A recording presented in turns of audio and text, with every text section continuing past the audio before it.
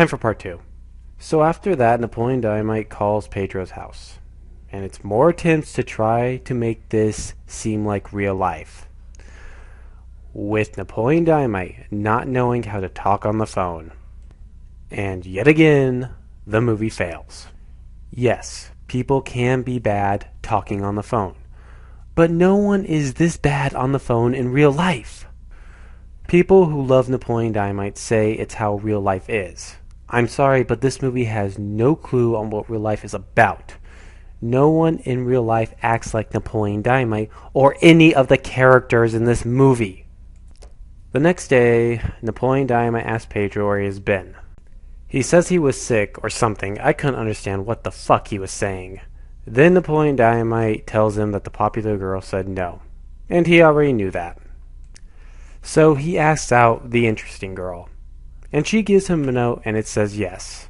Well, at least we have one good person in this film.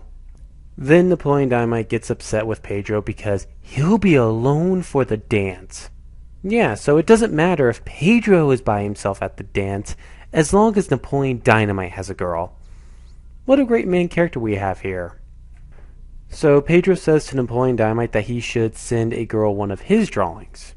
Because earlier in the film, Pedro saw one of Noplien Dyamight's drawings. And yet, this is another problem in the film. When we see Noplien Dyamight drawing for the first time, he can't draw.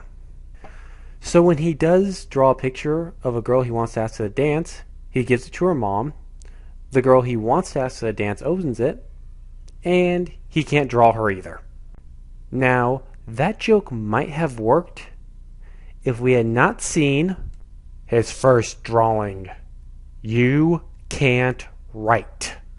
So the mom forces her daughter to go out with Noplien Dyamight. Oh, and there's more pointless bullshit about him getting a job and finding a suit. So, Noplien Dyamight's uncle is going to give him a ride to the dance.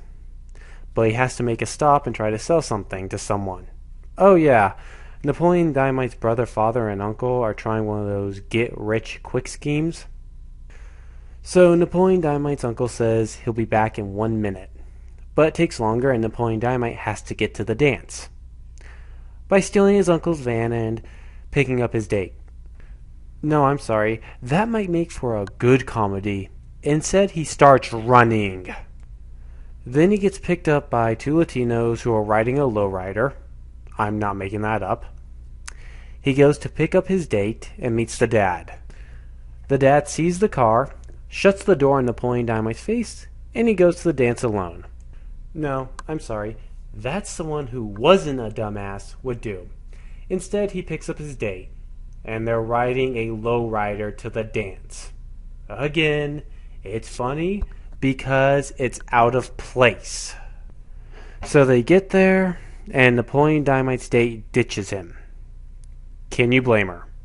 Then Noplien Dyamight, interesting girl, and Pedro meet and are standing there while everyone else is having a good time.